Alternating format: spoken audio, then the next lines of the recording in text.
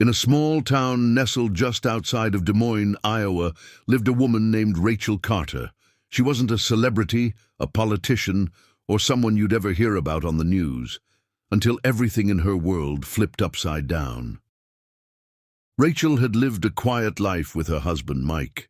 They'd been married for 6 years and had been trying for a baby almost as long. After several miscarriages and one failed round of IVF, they'd nearly given up hope. But then, miraculously, Rachel became pregnant, and not just with one baby, twins. The joy in the Carter household was indescribable. They decorated the nursery with soft pastel tones, filled the shelves with picture books and stuffed animals, and even named their babies months before they were born, Lily and Logan. It felt like the universe was finally smiling on them. The pregnancy wasn't easy. Rachel suffered from severe morning sickness, preeclampsia in her 3rd trimester, and several sleepless nights filled with anxiety. But when she finally gave birth to healthy twins at Mercy One Des Moines Medical Center, all the pain vanished the moment she held them. The babies were perfect. 1 boy, 1 girl, 10 fingers, 10 toes.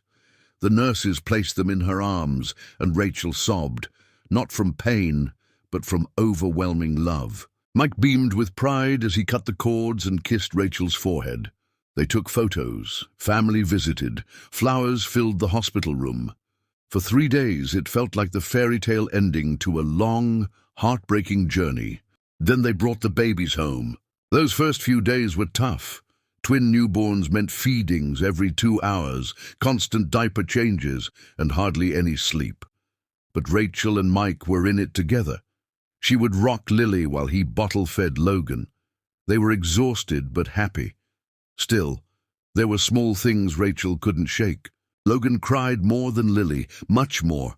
He didn't seem to respond to her voice the same way Lily did. When she'd hum or talk to him, his eyes wandered. Sometimes it felt like he wasn't seeing her at all.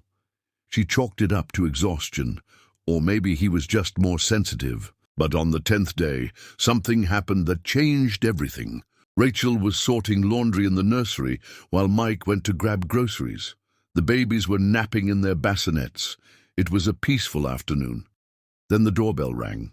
She opened the door to find a woman standing there, a nurse from the hospital. She looked nervous.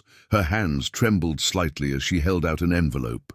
"Mrs. Carter, I'm so sorry. This shouldn't have happened. There's been a mistake." Rachel blinked. "What are you talking about?" The nurse hesitated before continuing. "There was a mix-up at the hospital, in the NICU. One of your babies may not be yours." Rachel felt the air leave her lungs. "What?" she whispered.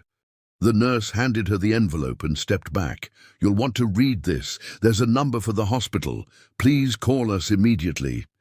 She turned and walked quickly down the porch steps, leaving Rachel frozen at the doorway, envelope clutched in hand, her entire body trembling.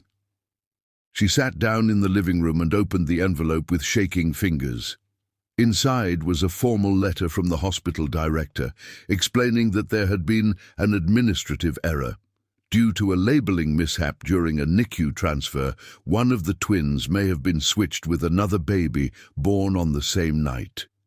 DNA tests were being expedited. Rachel dropped the letter and rushed into the nursery. Her hands hovered over both babies. She looked at their faces. They were both beautiful. But now doubt crept into every corner of her mind.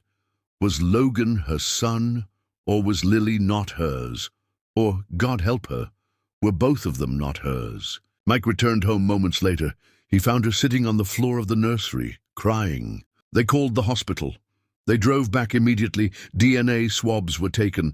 The other couple involved, a young Hispanic couple named Carlos and Maria, had also been contacted and brought in. They had given birth to twin boys. Their twins had spent time in the NICU due to minor breathing issues, just like Logan. 3 days later, the DNA results came back. Logan wasn't Rachel and Mike's biological child. Their real son had been raised for the past 10 days by Carlos and Maria, who heartbreakingly had also become attached to him. The hospital offered apologies, legal aid, even therapy, But nothing could undo what had been done. Two families were now entangled in a nightmare neither had chosen. Rachel held Logan that night and cried. She had bonded with him. She had fed him, comforted him, rocked him to sleep. The idea of giving him back broke her heart, but she also longed to hold her real son, the one she had carried for 9 months. The two families agreed to meet in a private setting arranged by the hospital. When Rachel saw Carlos holding her biological son, named Mateo by his temporary family, she burst into tears. He looked like her nose, Mike's chin. She knew immediately. Maria, who had grown deeply attached to Logan, wept as well. There was no anger, just grief, confusion, and pain. Eventually, both families agreed to a gradual transition. For 1 week they spent time together, allowing the babies to reacquaint and bond with both sets of parents. It was awkward, emotional, but there was kindness on both sides. Then came the final exchange. Rachel and Mike took home Mateo. Carlos and Maria took their own twin boys, and Logan, he went back to his biological parents. But the story didn't end there. A few months later, Rachel reached out to Maria. She couldn't stop thinking about Logan. She missed him. She wanted to be a part of his life somehow.